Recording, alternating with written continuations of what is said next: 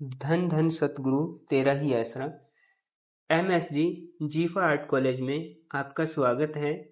पिछली क्लास में हमने आपको स्टिल लाइफ के बारे में बताया था कि स्टिल लाइफ कैसे ड्रॉ करना है, कैसे आपको प्रोपोर्शन लेना है, कैसे सीट की जजमेंट करनी है। आज हम आपको सिखाने वाले हैं स्टिल लाइफ में शेडिंग पार्ट कैसे करना है आपको। तो अगर हमारी पिछली वीडियो आपने नहीं देखी तो जीफा आर्ट कॉलेज की वेबसाइट पे या फिर गगन अनमोल इंस्टा चैनल पे आप जाके देख सकते हैं। चलिए आपको हम स्टिल लाइफ की शेडिंग के बारे में आज आपको क्लास में लेके चलते हैं। देखिए, हमने जो आपको ऑब्जेक्ट पिछली क्लास में आपको समझाया था कि किस टाइप से आपको ड्रॉ करना है, किस तरीके से आपको प्रोपोर्शन को लेना था। ये हमारी स्टिल लाइफ की जो बुक है, इसमें आज हम आपको सिखाने वाले हैं शेडिंग कैसे करनी है, किस तरीके की पेंसिल्स को यूज करना होता है, पेंसिल का ग्रेडिंग क्या होती है, पेंसिल की नंबरिंग क्या होती है, किस किस तरीके से शेडिंग के हमारे टूल्स पे काम करना होता है। जो भी आपको लाइट पार्ट, डार्क पार्ट आपको दिखाई दे रहे हैं, ये हमारा शेडिंग और टोन का पार्ट रहता है। आज हम आपको पेंसिल की भी नॉलेज देने वाले हैं। बहुत से क्लास में टीचर्स आपको बोल देते हैं कि आपको शेडिंग करनी है, बट नंबर ऑफ पेंसिल्स के बारे में हमें नॉलेज नहीं होती। कौन सी पेंसिल का कहाँ पे इस्तेमाल होगा, किस किस तरीके से हम इसको शेडिंग में यूज करते हैं पेंसिल्स का। तो अगर हम पेंसिल्स की बात करें तो हमारे पास जो मार्केट में आपको बॉक्स अवेलेबल होते हैं आर्ट लाइन के, अप्सरा के, उसमें आपको 5-6 पेंसिल्स मिलती हैं। जैसे 8B होगी, 10B होगी, 6B होगी, 4B होगी, 2B और HB पेंसिल। ये पेंसिल्स वो पेंसिल्स हैं जिनसे हम ड्रॉ एंड शेडिंग करते हैं। जैसे हमने पिछली आपको क्लास में बताया था, ड्रॉ करने के लिए हमारी जो पेंसिल्स होती हैं वो HB पेंसिल होती हैं। शेडिंग के लिए हमारी B सीरीज की पेंसिल्स होती हैं। B पे भी नंबरिंग होती है। जैसे जैसे नंबरिंग बढ़ती जाती है उसकी, वैसे वैसे उसकी टोन्स बढ़ती जाती हैं। तो हम आपको थोड़ा सा ग्राफ लगा के समझाते हैं कि किस तरीके से उसमें काम करना होता है। आपको हमेशा याद रखना है, पिछली क्लास में भी हमने आपको समझाने की कोशिश की है, आपको लाइट से डार्क टोन की तरफ जाना है। अगर आप डार्क टोन लाइट टोन की तरफ से जाते हैं, स्केल दोनों से आप ले सकते हैं, या तो डार्क से लाइट की तरफ लें या डार्क लाइट को डार्क की तरफ जा सकते हैं। दोनों आपके पास तरीके होते हैं। और आपको जो स्केल कार्ड है, स्केल कार्ड हम आपको इसलिए समझा रहे हैं कि नंबर ऑफ टोन्स हैं। जैसे आपने देखा है पेंसिल, मैंने आपको बताया 2B पेंसिल है, 4B पेंसिल है, 8B पेंसिल है। तो पेंसिल्स का डार्क और लाइट टोन्स आपको पता होना चाहिए। ये जितनी भी आपको ग्राफ से हम समझा रहे हैं, ये हमारे लाइंस शेडिंग है। कोई हैचिंग से है, कोई स्ट्रेट लाइन से है। पर अगर आप उन लाइंस को आप प्रेस करके पेंसिल को यूज कर रहे हैं, उसमें आपको लाइट, मीडियम और डार्क तीनों टोन्स पे काम करना है। ये आपके पास शेडिंग का पार्ट रहता है। कुछ शेडिंग मर्जिंग होती है, कुछ टेक्सचर में होती है, कुछ आपकी हैचिंग में होती है। तो अलग अलग टाइप की शेडिंग आप इसमें कर सकते हैं। बट जो बिगनर स्टूडेंट हैं या जो स्टिल लाइफ स्टार्ट करना चाह रहे हैं, ड्राइंग स्टार्ट करना चाह रहे हैं, उनको पहले सिंपल शेडिंग करना सीखना चाहिए। क्योंकि शेडिंग से पहले आपको टोन की नॉलेज होनी चाहिए। हमने आपके लिए एक फॉर्मूला तैयार किया है, LMD। तो LMD का मतलब है L means light, M means medium, D means dark. तो जहां पे आपको जो आपका ऑब्जेक्ट दिखाई दे रहा है, जो आपका लाइट पार्ट है, उसको हम 2B से स्टार्ट कर रहे हैं। देखिए, हमने 2B पेंसिल का इस्तेमाल किया है और ये हम ऑब्जेक्ट को शेडिंग में कन्वर्ट कर रहे हैं। जहां जहां पे हमें लग रहा है पार्ट लाइट पार्ट है, उसको धीरे धीरे धीरे धीरे उसको डार्क की तरफ लेके जाएंगे। हमेशा ये गलती नहीं करनी कि जहां पे आपका पार्ट डार्क है वहां पे आप डार्क पेंसिल ही चलाएं। स्टेप्स को फॉलो करें। मैंने आपको बताया स्टार्टिंग में ही कि जो आप शेडिंग कर रहे हैं वो शेडिंग आपकी लाइट से डार्क की तरफ जाए। तो हमारे पास जो पेंसिल है, सबसे लाइट पेंसिल हमारे पास 2B है, क्योंकि जैसे जैसे इसकी नंबरिंग बढ़ती जाएगी वैसे वैसे उसकी डार्क टोन बढ़ती जाएगी। तो इसमें हमारे पास सबसे पहले मैंने 2B पेंसिल का इस्तेमाल किया है इसके अंदर, कि 2B पेंसिल को किस तरीके से हम डार्क टोन पे लेके आ रहे हैं। हमें सिर्फ एरिया सेलेक्ट करना होता है कि हमारा जो डार्क पार्ट है वो कहाँ कहाँ किस किस पार्ट पे हमें काम करना है। जो हमारा हाईलाइट पॉइंट है, वाइट पॉइंट है, उसके हमें उस स्पेस को छोड़ना है अभी। उसके बाद बिल्कुल सॉफ्ट हाथ से उसको मर्ज करेंगे कि वो एकदम टूटा हुआ नजर ना आए। जो हमने डार्क करना है वो डार्क रहेगा, जो लाइट पार्ट करना है उसको बिल्कुल सॉफ्ट हाथ से उसको पार्ट को लेके आना है। तो फिर हमें देखना है जहाँ पे भी आपको लग रहा है कि भाई हाँ हम कहाँ कहाँ पे किस किस पार्ट पे काम कर सकते हैं, लाइट है, डार्क है, मीडियम है, तो आपको नॉलेज होनी चाहिए पेंसिल उठाने की कि पेंसिल कहाँ कहाँ पे हमें किस किस तरीके से यूज करनी है। बहुत से टीचर्स, बहुत से स्टूडेंट ये गलती करते हैं, बच्चे को डायरेक्ट बोल देते हैं कि आप शेडिंग करके लेके आए। सबसे पहले आप बच्चे को पेंसिल्स की नॉलेज दें कि कौन सी पेंसिल का कहाँ पे यूज होगा, किस किस तरीके से आप पेंसिल का यूज करते हैं, लाइट पेंसिल कहाँ पे यूज होगी, डार्क पेंसिल कहाँ पे यूज होगी, हाईलाइट पॉइंट कहाँ पे यूज होंगे। ये सारी नॉलेज अगर आप शेडिंग से पहले देते हैं तो आपकी जो शेडिंग है वो बहुत परफेक्ट जाती है। तो जहां जहां पे आपको लग रहा है कि हमारा 2B का काम है वहां पे हम 2B का काम करने वाले हैं इसमें सबसे पहले।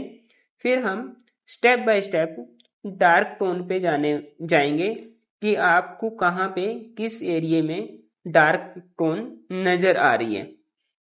मैंने आपको पिछली क्लास में बताया था ड्राइंग पेशेंस मांगती है और पेशेंस के साथ ही आपको काम करना है।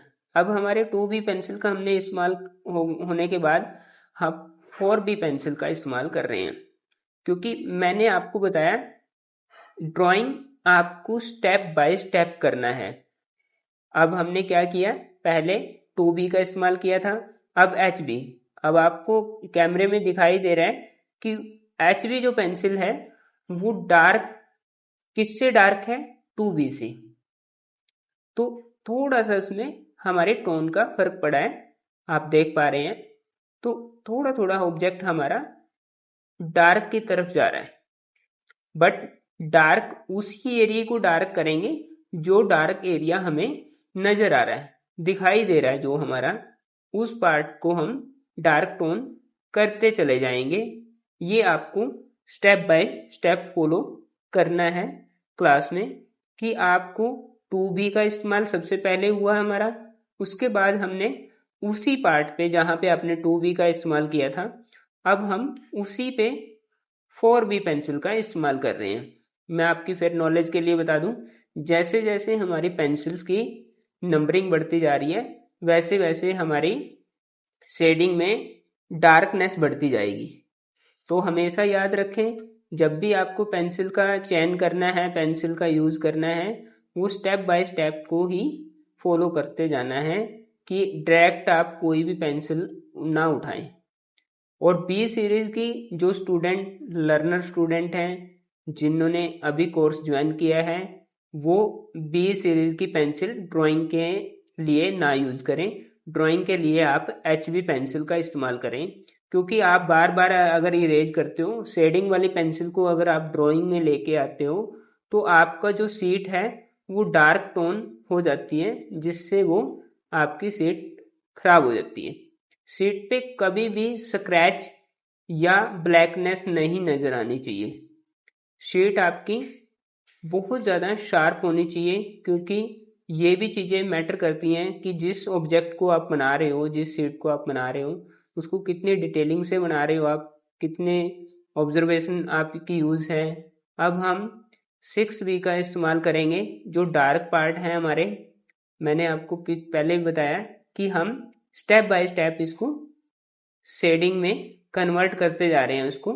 जहाँ में हमें बिल्कुल डार्क पॉइंट लगेंगे वहाँ पे हम 8 या 10B का इस्तेमाल करेंगे। बट अगर आप स्टेप बाय स्टेप चलते हैं पेंसिल को यूज चयन करके, तो आपका ऑब्जेक्ट बिल्कुल परफेक्ट तरीके से जाता है, क्योंकि आपको नॉलेज होगी डार्क, मीडियम और लाइट और डार्क तीनों में डिफरेंस है। वो डिफरेंस आपको पेंसिल के चयन से ही होगा। अगर आप कोई भी ऑब्जेक्ट को सोचते हैं कि नहीं यहाँ पे डार्क है तो सीधा डायरेक्ट 10B से कर दें, तो वो आपका 10B और 2B का जो बीच का सफर है वो मैच नहीं कर पाता, क्योंकि टोन को तोड़ना नहीं है, जोड़ना है। अगर आप टोन को तोड़ देते हो, क्रैक कर देते हो, तो वो आपका जो ऑब्जेक्ट है अटपटा लगेगा, क्योंकि लय है एक, मान लीजिए लाइट, मीडियम, डार्क, बिल्कुल अगर आप लय में काम करेंगे तो वो आपका ऑब्जेक्ट सही परफेक्शन में या दिखने में हमें अच्छा लगेगा। इसीलिए हम आपको स्टेप बाय स्टेप बता रहे हैं कि पेंसिल को कैसे कैसे यूज करना है। 2B, 4B, 6B, जहाँ जहाँ हमें लगेगा जहाँ डार्क टोन है वहाँ पे हम पेंसिल को चेंज करते जा रहे हैं। अब हम 6B से पेंसिल से इसको शेडिंग करने की जो शैडो है इसकी, तो वो शैडो पे हम काम कर रहे हैं कि जो शैडो पार्ट है वो थोड़ा सा ऑब्जेक्ट से डार्क होता है। बट जितना हमें ये डार्क दिखाई दे रहा है, ये डार्क 10B या 8B से भी कर सकते हैं हम। बट मैंने आपको बताया कि आप इसको स्टेप बाय स्टेप करें। अभी हम 6B से कर रहे हैं, देखो आपको बिल्कुल ऑब्जेक्ट ड्राइंग के अंदर नज़र आ रहे हैं। पेंसिल जैसे जैसे आप चेंज करते चले जाएंगे वैसे वैसे हमारा फ्लो चेंज होता जाएगा। अब हम और डार्क करने की कोशिश करेंगे, क्योंकि शैडो है वो डार्क बिल्कुल फ्लो आपका ऑब्जेक्ट का दिखाई दे रहा है आपको। जब भी हम कोई भी लाइव क्लास में ज्वाइन करते हैं तो हमें ऐसा लगता है कि वो रियलिस्टिक नज़र आ रहा है। हमें रियलिस्टिक इसीलिए नज़र आता है क्योंकि वो शेडिंग का पार्ट जो है उसका, वो पार्ट उसका स्ट्रोंग है। देखिए अब हम इसको डार्क टोन पे लेके आ रहे हैं, तो अगर आप सीधा डायरेक्ट करते तो आपके कुछ फ्लो वो टूट जाते। अब इसमें हम पेंसिल का डार्क टोन पे यूज कर रहे हैं, तो बिल्कुल जो हमारी बॉल जो सर्कल आपको दिखाई दे रहा है वो बिल्कुल 3D इफेक्ट में कन्वर्ट होता जा रहा है। तो ऐसे आपको शेडिंग का पार्ट करना है स्टेप बाय स्टेप, कि जहाँ जहाँ पे आपको एक छोटे छोटे पॉइंट्स भी, आपको हाइलाइटर जो पॉइंट हैं वो आपको ऑब्जर्व करने हैं। उस एरिया को आपको वाइड छोड़ना जरूरी है, तभी आपके ऑब्जेक्ट रियलिस्टिक लगेंगे। क्योंकि अगर हम बिना देखे कुछ चीज़ें करते हैं, जब तक हमारी ऑब्जर्वेशन पावर स्ट्रोंग नहीं होती तब तक हमारी शेडिंग भी अच्छी नहीं होती। तो हमें ये लगता है कि भी हाँ इसमें डार्क है, नहीं डार्क नहीं है, कहीं कहीं पे हाईलाइट है, उस पॉइंट को आप वाइट ही छोड़ेंगे, बाकी पार्ट को आप डार्क करने की कोशिश करेंगे। जो आप पेंसिल आप चलाएं तो थोड़े एरिया में चलाएं कि जो सीट का वाइटनेस है वो खत्म होती चले जाए, वो मर्ज होती चली जाए धीरे धीरे धीरे धीरे। अगर आप प्रेस करके एकदम कोशिश करते हैं फास्टली करने की, तो आपका वो शेडिंग पार्ट स्ट्रोंग नहीं होता, दिखने में हमें इतना अच्छा नहीं लगता। बार बार उस पर पेंसिल्स का आप स्ट्रोक्स लगाते चले जाएंगे, वो जो पेंसिल की जो पावर है वो स्ट्रोंग हो जाती है, और वो ऐसे 3D इफेक्ट हमारे पास निकाल के लेके आती है कि जिससे हमारा ऑब्जेक्ट बिल्कुल क्लियर लगता है, 3D लगता है। अब आप इसमें देखेंगे हमने स्टेप बाय स्टेप आपको कितना सर्कल में हमने टाइम लगा के आपको बताया, और आप ये देखो हमने थोड़ा सा प्रेस करने की कोशिश की है पेंसिल को। अब ये शेडो का पार्ट है, क्योंकि जो शेडो है ऑब्जेक्ट की जो शेडिंग है उससे डार्क होगी। तो इसलिए थोड़ा सा आपको यहाँ पे पेंसिल को दबाव देना है जिससे वो अपनी डार्कनेस ऑब्जेक्ट से ज़्यादा डार्क हो जाए, जिससे हमें लगे कि ये इसका शेडिंग पार्ट था।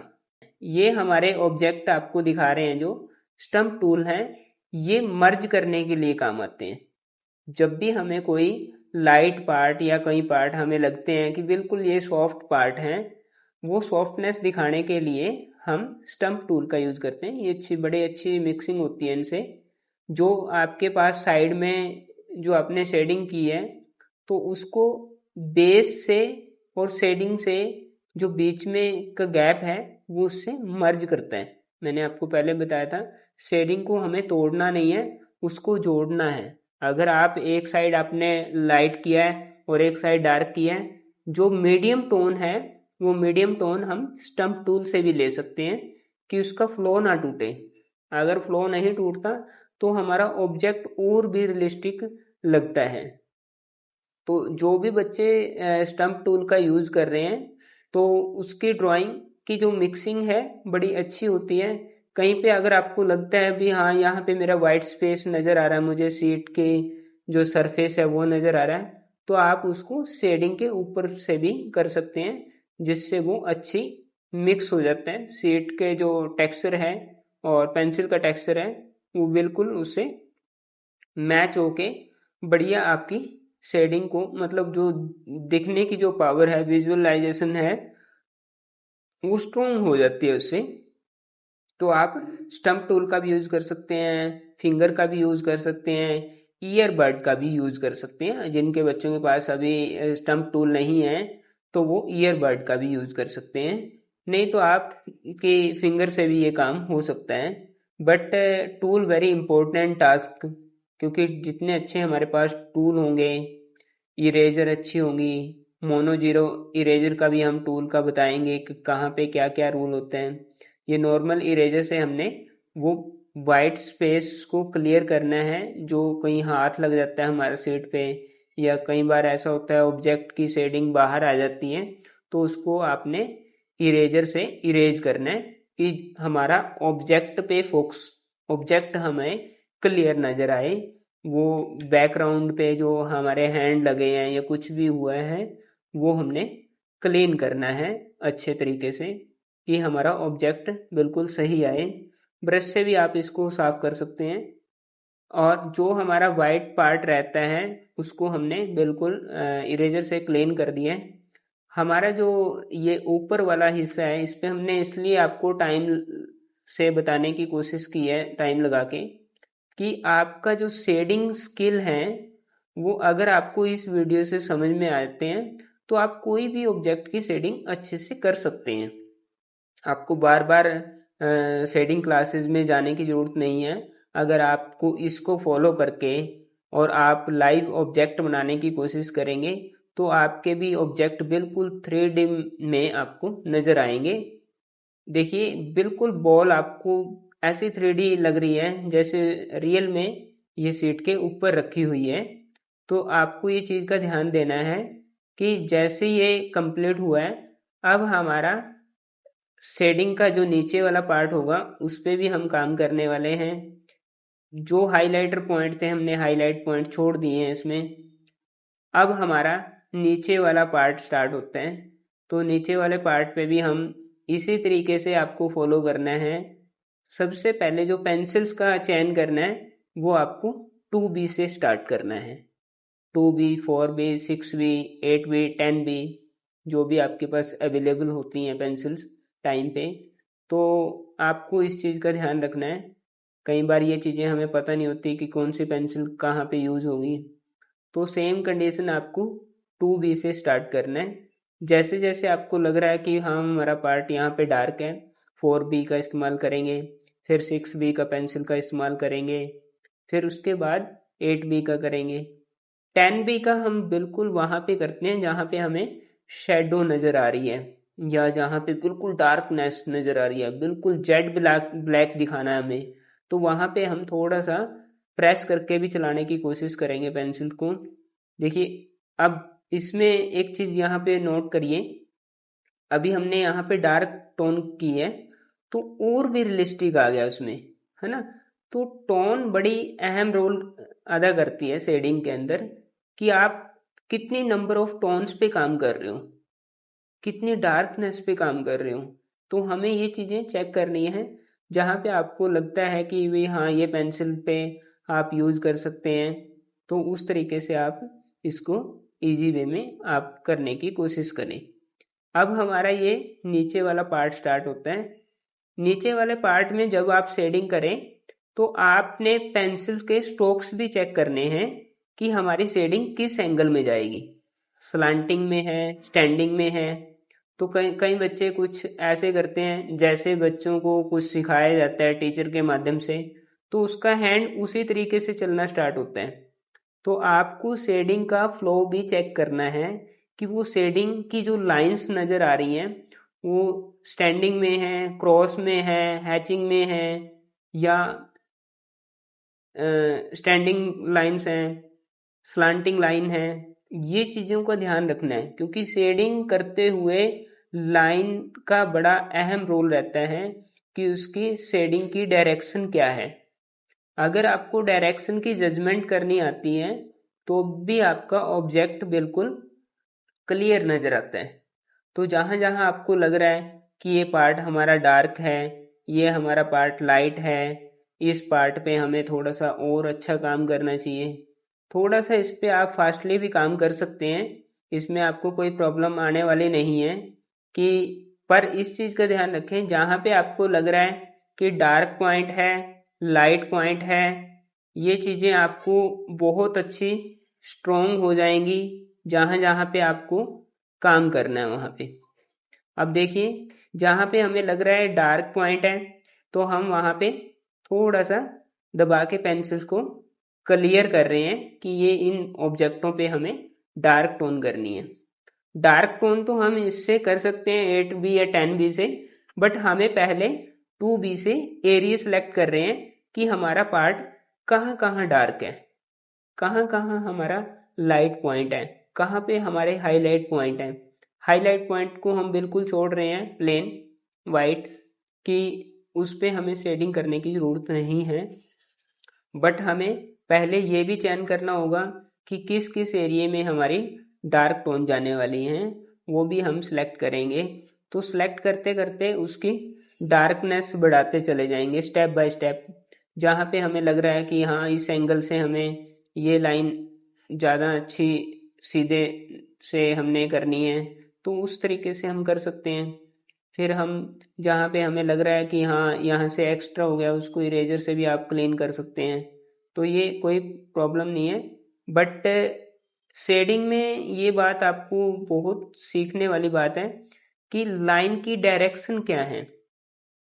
डायरेक्शन वेरी इंपॉर्टेंट टास्क, कि अगर आपकी स्टैंडिंग में है और आप शेडिंग स्लांटिंग में कर रहे हो तो वो ऑब्जेक्ट की क्लियरनेस नहीं आएगी, वो ऑब्जेक्ट दिखने में वैसा नहीं लगेगा जैसा वो ऑब्जेक्ट है। तो एंगल के आप जरूर चेक करें कि किस एंगल में कितने डायरेक्शन पे कौन सी लाइंस लगाई गई हैं, कितनी डार्कनेस है। वो डार्कनेस का बाद का पार्ट होगा कि हमें कहाँ कहाँ पे डार्क पॉइंट देना है, पर पहले हमें 2B पेंसिल से हमें डिसाइड करना है एरिया, कि ये एरिया में हमारा ये चीज़ डार्क आएंगी, ये चीज़ हाईलाइट आएंगी, ये लाइन हल्की नज़र आएगी, ये लाइन हमें डार्क नज़र आएगी। तो इन लाइंस का आपको ध्यान रखना है, डायरेक्शन का जरूर ध्यान रखना है। देखो यहाँ पे हमने डायरेक्शन थोड़ी सी चेंज की थी लाइंस की, तो ये अब इस ऑब्जेक्ट में फिर हम दूसरे उस एंगल से हम ड्राइंग पेंसिल के जो है टोन्स पे काम कर रहे हैं। तो आपको लाइंस का ध्यान देना है, जहाँ पे आपको लग रहा है हाँ तो थोड़ा आप इरेजर का इस्तेमाल कर सकते हैं वैसे, बट जहाँ पे आपको बिल्कुल वाइट स्पेस नज़र आ रहा है उस पे आप पेंसिल चलाने की कोशिश ना करें, क्योंकि वहाँ पे अगर आपकी पेंसिल चलती है और इरेज करते हैं वो इफेक्ट नहीं आएगा। वाइट एरिया को आप बिल्कुल शार्प तरीके से वाइट ही छोड़ दें, जिससे हमारा हाईलाइट पॉइंट बिल्कुल क्लियर आएगा। ऑब्जेक्ट में हाईलाइट पॉइंट जितने भी आप छोड़ते हैं वो बहुत अच्छे लगते हैं। आप देखना कभी भी वाटर कलर है चाहे वो शेडिंग का पार्ट है, जो हाईलाइट पॉइंट से ही आपका जो पार्ट है वो रियलिस्टिक में कन्वर्ट हो जाता है। तो आपका एंगल जरूर ध्यान रखना है कि किस एंगल में किस किस धीरे धीरे से हमने परफेक्शन की तरफ जाना है।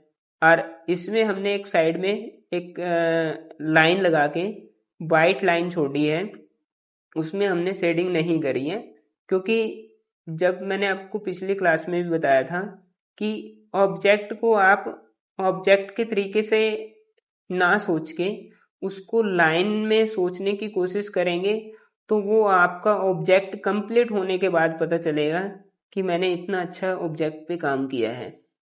क्योंकि लाइन बड़ी अहम रोल होता है ऑब्जेक्ट में कि लाइंस पे आप कितनी लाइंस पे काम कर रहे हो, आपको वो लाइन नज़र आ रही हैं, वो शेडिंग का पार्ट था। क्योंकि शेडिंग से पहले हमें वो सारा ऑब्जेक्ट लाइंस में ही नज़र आता है। फिर हम उन लाइंस पे काम करते हैं कि कौन सी लाइन डार्क है, कौन सी हाईलाइट करनी है, कौन सा हमारा डार्क पॉइंट रहेगा।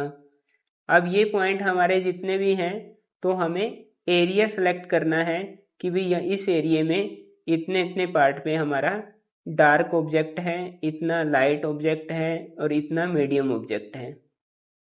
तो इसमें हम बार बार शार्प भी करेंगे कि जहाँ पे हमें ऑब्जेक्ट का लगेगा, क्योंकि जब हम ड्रॉ करते हैं कुछ लाइंस या कुछ एंगल्स हमारे रह जाते हैं तो वो हमारा शेडिंग के अंदर भी हम उसको करेक्ट कर सकते हैं ऑब्जेक्ट को। क्योंकि उस टाइम ऑब्जेक्ट को जो देखने की जो क्षमता है हमारी बढ़ जाती है जब हम ड्रॉ करने के बाद शेडिंग पे करते हैं। क्योंकि शेडिंग के अंदर हमें वो रियलिस्टिक चीज़ नज़र आने स्टार्ट हो जाती है। टोन ऐड करने जब हम टोन ऐड करते हैं उसमें तो वो बिल्कुल रियलिस्टिक होना स्टार्ट हो जाता है। तो आपका कोई एंगल या कोई आपकी लाइन इरेज करनी है या ऑब्जेक्ट में थोड़ा सा आपको कुछ करेक्शन लग रही है, वो साथ साथ आप कर सकते हैं, उसमें कोई प्रॉब्लम नहीं आएगी आपको। वो भी आपको जजमेंट करनी आनी चाहिए। कई बार ऑब्जेक्ट हम बनाते हैं, आपको लगता है कि ये मेरे से बड़ा बन गया, छोटा बन गया, तो आपको खुद पता लगना चाहिए ये बड़ा बना क्यों बना है, छोटा बन गया तो क्यों बना है छोटा। जब तक उस पॉइंट पे नहीं जाएंगे तब तक आपका ऑब्जेक्ट बिल्कुल क्लियर नहीं होगा। अगर आपको कोई मिस्टेक का पता चलता है तो उस मिस्टेक को आपने ध्यान से देखते रहना है कि इस ऑब्जेक्ट को मैं इस तरीके से सेट करूँगा, और सेट करने के बाद आपका जो ऑब्जेक्ट रहेगा वो बिल्कुल परफेक्ट तरीके से ड्रॉ हो जाएगा। तो ध्यान रखें, एंगल लाइंस शेडिंग करते हुए बिल्कुल आपका क्लियर होना चाहिए भी आप उस एंगल में कितने अच्छे से शेडिंग कर रहे हैं। जब आपको लगे कि ऑब्जेक्ट कोई हैवी ऑब्जेक्ट है या आपको फास्टली करना है तो आप हैचिंग का यूज़ कर सकते हैं। बट हैचिंग करते हुए भी आपको लाइट, मीडियम और डार्क तीनों टोन्स पे काम करना है। शेडिंग में आगे धीरे धीरे आपको और स्टेप्स भी बताएंगे कि किस किस तरीके से अलग अलग मिक्सिंग में शेडिंग कैसे होती है, ठीक है, हैचिंग में कैसे शेडिंग होती है, लाइन से कैसे शेडिंग हो सकती है। बट हमें इस वीडियो में, इस लेसन के अंदर, इस लेक्चर के अंदर हमें ये चीज़ सीखने वाली है कि हमें कितने टोन्स ऐड करने हैं उसके अंदर। लाइट टोन कहाँ पे ऐड करनी है, मीडियम टोन कहाँ पे ऐड करनी है, डार्क टोन कहाँ पे ऐड करनी है, ये सारी टोन्स आपकी क्लियर हो जाती हैं। तो ऑब्जेक्ट के अंदर आपको एंगल ज़रूर चेक करने हैं कि अगर आपको थोड़ा सा फास्टली काम करना है, वो भी आपको एंगल्स जो शेडिंग है हमारी किस लाइंस में कैसे डायरेक्शन में वो शेडिंग की गई है, वो चीज़ों का ध्यान रखना है आपको। तो अगर आपको फास्टली शेडिंग करनी है वो भी कर सकते हैं, बट LMD का ज़रूर ध्यान रखना है। तो एक जो आपको फॉर्मूला बताया है LMD, लाइट, मीडियम, डार्क, ये तीनों टोन्स पे आपको काम करना होता है, जिससे आपके कोई भी ऑब्जेक्ट जो शेडिंग का ऑब्जेक्ट है या आप कोई पोर्ट्रेट पे काम कर रहे हैं या आप कोई नेचर पे काम कर रहे हैं या आप स्टिल लाइफ पे काम कर रहे हैं, तो वो आपका ऑब्जेक्ट बिल्कुल अच्छा दिखता है।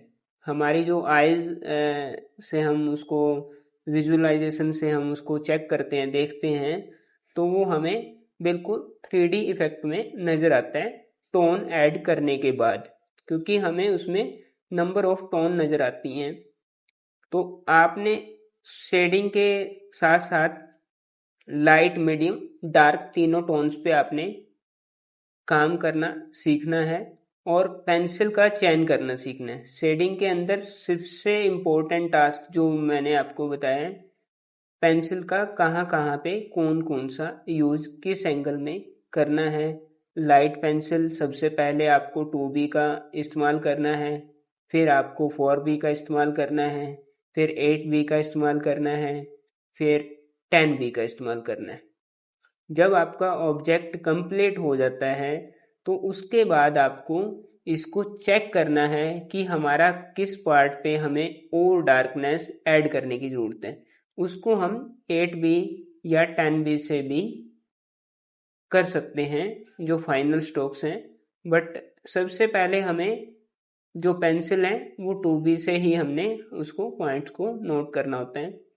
साथ साथ आप ऑब्जेक्ट को इरेजर से भी इरेज करते जाइए कि आपका जो ऑब्जर्व है, जो आपको चीज़ें चेक करनी है, आपका ऑब्जेक्ट कितना अच्छा बन रहा है, ये चीज़ें आपको साथ साथ क्लियर हो जाएं। इरेजर की नोक से आप इसको क्लीन कर सकते हैं। फिर आपको जहाँ लग रहा है कि हाँ, यहाँ पे मेरा थोड़ा सा डार्क और पॉइंट है या इसमें लाइन ऐड करनी है हमें, वो लाइन इसमें ऐड कर सकते हैं, जैसे मैंने आपको पहले बताया। क्योंकि जब हम ऑब्जेक्ट को शेडिंग की तरफ कन्वर्ट करते हैं तो हमें कुछ लाइनें और ऐड करने की कोशिश करते हैं हम, या हमें वो लाइनें बिल्कुल परफेक्ट तरीके से क्लियर नज़र आना स्टार्ट हो जाती हैं। तो आप उस तरीके से उसको मॉडल को या आपके ऑब्जेक्ट को बिल्कुल परफेक्ट तरीके से आप उसको और डार्क कर सकते हो लाइंस को।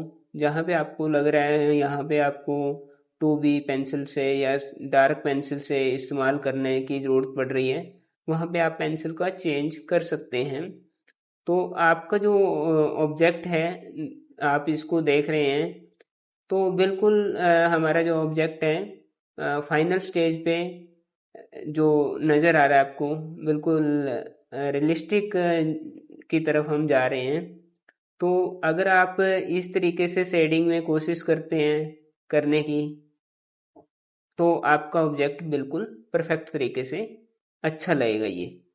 तो अब हम दोबारा से इसको डार्क, थोड़े से डार्क कोशिश करेंगे डार्क करने की, क्योंकि मैंने आपको बताया एकदम आपको डार्क नहीं करना। अब हम थोड़ा सा इसको डार्क पेंसिल से डार्क जहाँ जहाँ हमने सेलेक्ट किए थे एरिए, उसको हम डार्क करते नज़र आ रहे हैं। तो आपको ये देखिए, डार्क जहाँ पे हमने डार्क किया है वहीं आपकी आइज टिकना स्टार्ट हो गया है और लिस्टिक, जैसे होता है ना भाई, एक मैजिक हो गया ये। अब ये मैजिक होता जा रहा है आपको सामने। जहाँ जहाँ पे हम उसको थोड़ा सा पेंसिल को प्रेस करके डार्क पेंसिल को चला रहे हैं, वो बिल्कुल ऐसा नज़र आ रहा है हमें भाई, ये रियलिस्टिक और लाइव जो चीज़ हमें नज़र आती है वैसी हमें दिखाई दे रही है। पहले हमने इसमें लाइट टोन ऐड की थी, अब इसमें थोड़ा सा फास्टली करने की कोशिश कर रहे हैं। थोड़ा सा पेंसिल को जब आप डार्क टोन करें तो प्रेस करके ज़रूर चलाएं पेंसिल को। तो इस चीज़ का भी आपको ध्यान रखना है। जब आप प्रेस करके पेंसिल को चलाएंगे तो आपका जो ऑब्जेक्ट है वो डार्क टोन पे आएगा, बट डार्क टोन आपको डायरेक्ट नहीं करनी, पहले आपको लाइट टोन ही करनी है। लाइट टोन पे आप जब काम कर रहे हो तो आपको एरिया सेलेक्ट करना होता है, भाई इस एरिया में हमने डार्क पेंसिल से उस लाइन को डार्क करना है। देखिए बिल्कुल आपका जो ऑब्जेक्ट है बहुत अच्छा एक रूप ले लिया है उसने, बिल्कुल रियलिस्टिक। जो बच्चे कई बार ये कहते हैं कि सर हमारे से ऐसा नहीं ऑब्जेक्ट बन पाते, तो वो आपकी थोड़ी सी ये कमी रहती है कि आप जब अधूरा ज्ञान लेके आप इसको स्टार्ट करते हो, किसी ने कोई भी चीज़ बोल दी यहाँ पे 10B इस्तेमाल कर लो, यहाँ पे ये कर लो, तो हमें ऐसा नहीं जाना है, हमें फ्लो से जाना है। जैसे अगर आप फ्लो से जाएंगे तो आपका ऑब्जेक्ट बिल्कुल रियलिस्टिक होगा। तो इस चीज़ का ध्यान रखें आप। जब भी आप स्टिल लाइफ पे काम करें तो थोड़ा सा जो जो एरिया आपके हैं वो सिलेक्ट कर लें पहले, फिर उसको आप डार्क पेंसिल से उसको डार्क करने की कोशिश करेंगे तो आपका जो ऑब्जेक्ट है वो बिल्कुल परफेक्ट तरीके से, देखिए कितना अच्छा लग रहा है वो ऑब्जेक्ट, जिससे वो देख के हमने जो हमारी बुक है उससे भी एक इसका अच्छा इम्प्रेस पड़ रहा है कि वो उससे भी अच्छा ऑब्जेक्ट इसमें आपको वीडियो में नज़र आ रहा है। कि अगर ये चीज़ें और ऐड करेंगे इसमें और टाइम लगा के इसमें आप और परफेक्शन की तरफ भी जा सकते हैं, बट जो फॉर्मूला है हमारा वो ही रहने वाला है, लाइट मीडियम और डार्क। तो इस चीज़ का भी आप ध्यान रखें कि जब भी आपको स्टिल लाइफ करनी है वो स्टेप बाय स्टेप करनी है, जल्दबाजी से आपको कोई भी ऑब्जेक्ट पे काम नहीं करना। धीरे धीरे काम करेंगे तो आपका काम अच्छा होगा और अच्छा होने के साथ साथ आपका परफेक्शन की तरफ जाएगा। अब लास्ट में हमने 10B का इस्तेमाल थोड़ा सा हम आपको और ऐड करके दिखाते हैं। इसमें थोड़ा सा आपको और डार्क ऑब्जेक्ट मुझे जहाँ जहाँ पे नज़र आ रहा है तो वहाँ पे हमने 10B से इसको पेंसिल को और हाईलाइट करने की कोशिश करी है। इसको हम फाइनल स्ट्रोक भी बोल सकते हैं कि अगर आपको जहाँ पे लगता है फाइनल स्ट्रोक्स के अंदर कि आपको और डार्क ऐड करना है तो वो ये फाइनल स्टेज पे आपका जो ऑब्जेक्ट है वो कंप्लीट की तरफ जा रहा है। तो इस पे हम जहाँ जहाँ आपको लग रहा है डार्क है तो वहाँ पे हमने 10B का इस्तेमाल हम कर रहे हैं इसको। बिल्कुल जहाँ आपको एक एक, अब इस पे आपको एक एक पॉइंट नज़र आना चाहिए कि कहाँ पे लाइट है, किस एरिया में लाइट थी, किस में बहुत ज़्यादा डार्क था। तो जहाँ पे डार्क था हम उसको बिल्कुल डार्क टोन में लेके आ रहे हैं जिससे हमारा ऑब्जेक्ट और अच्छा दिखाई दे रहा है। तो 10B का हम लास्ट में इसलिए इस्तेमाल करते हैं क्योंकि हमें जो ऑब्जेक्ट की जो पावर है, जो स्ट्रॉन्ग देखने की क्षमता है वो हमारी बढ़ जाती है, क्योंकि उसमें हमें सारी चीज़ें क्लियर हो जाती हैं कि कहाँ पे लाइट है, कहाँ पे डार्क है, कहाँ पे मीडियम है। तो हमने पहले जो अंडरलाइन किए थे पॉइंट, डार्क पॉइंट, उन्हीं पे आपको 10B से डार्क पॉइंट पे काम करना है, क्योंकि हमने वो पहले ही मार्क कर दिए थे कि ये पार्ट पे हमारा डार्क टोन पे काम होने वाला है। तो इस चीज़ का आप ध्यान रखें। तो लास्ट में हमारा ये जो ऑब्जेक्ट है बिल्कुल परफेक्ट तरीके से ये रेडी हो चुका है। अगर आप हमारी और वीडियो देखना चाहते हैं तो हमारे इस चैनल को सब्सक्राइब करें, लाइक करें, शेयर करें। तो ये ऑब्जेक्ट आपका बिल्कुल परफेक्ट तरीके से रेडी है बनके। और ऐसे ऐसी हमारी अदर सब्जेक्ट पे भी वीडियो हम आपके लिए लेके आ रहे हैं। मैं आपको चैलेंज करता हूँ, अगर आप इस वीडियो को पूरा फॉलो करके आप काम करते हैं तो आप कभी भी स्टिल लाइफ की आपको दोबारा क्लास लेने की ज़रूरत नहीं पड़ेगी। तो ये चीज़ का आप ध्यान रखें, जब आपको कोई भी नया टास्क स्टार्ट करना है तो हमारी इस चैनल पे अलग अलग सब्जेक्ट की हमारे पास वीडियो डाली हुई है हमने। तो आप यहाँ से वीडियो चेक करके आप अपने ड्राइंग को बहुत अच्छा कर सकते हैं। अब हम इसमें थोड़ा सा जो बैकग्राउंड पार्ट था वो भी हम कोशिश करेंगे आपको बैकग्राउंड ऑब्जेक्ट को थोड़ा सा अच्छा बना देता है, क्योंकि इसमें बेस पे रखा हुआ है ये। तो इसको थोड़ा सा आपको फास्टली काम करना है। पेंसिल को जो डायरेक्शन है वो हमने दूर से पकड़ के, अब हर बार आपको पेंसिल की डायरेक्शन चेक करनी होती है। मैंने जैसे आपको पहले ऊपर क्लास में बताया है कि भी हाँ किस डायरेक्शन में वो लाइंस ड्रॉ की गई हैं। तो अब ये ऑब्जेक्ट हमें लग रहा है कि कहीं पे रखा हुआ है ये, तो ये आपको धीरे धीरे इस चीज़ की प्रैक्टिस करनी है। लाइव अगर आप ऑनलाइन क्लास के स्टूडेंट हैं तो आप इस वीडियो को साथ साथ ही काम करें कि जो आपका ऑब्जेक्ट है बिल्कुल परफेक्ट तरीके से आप इस वीडियो की तरह बना सकें, इसको कर सकें। तो इस चीज़ का ध्यान रखना है, जहाँ पे आपको लग रहा है वाइट स्पेस हमारा है वो भी आप इसको इरेजर से क्लीन करके ये हमारा बिल्कुल ऑब्जेक्ट बन के रेडी हो चुका है। तो आप इस तरीके से स्टिल लाइफ पे काम कर सकते हैं। अगर आपको जो हमारी ये बुक है स्टिल लाइफ की, ये ऑर्डर करना है तो हमारा डिस्क्रिप्शन में नीचे कॉन्टैक्ट नंबर दिया गया है। आप हमें इंफॉर्मेशन दें कि आपको कौन कौन सी बुक चाहिए, वो आपको बाय कोरियर ये बुक्स हम भेज देंगे विद वीडियोग्राफी। इसकी हमारी बुक की वीडियोग्राफी के साथ आपको मिल जाएंगी। तो अगर आपको बुक ऑर्डर करना है तो नीचे दिए गए कॉन्टैक्ट नंबर से हमारे से बुक ऑर्डर कर सकते हैं, या हमारी वेबसाइट है jifaartcollege.in, उससे भी आप ई बुक से आर्ट में स्टडी कर सकते हैं, सीख सकते हैं, पेंटिंग्स को और अच्छा बना सकते हैं। और हमारे पास प्रोफेशनल एक कोर्स है art and craft diploma 2 year का, जिसको आप ज्वाइन करके आर्ट टीचर बन सकते हैं। धन धन सतगुरु तेरा ही आसरा।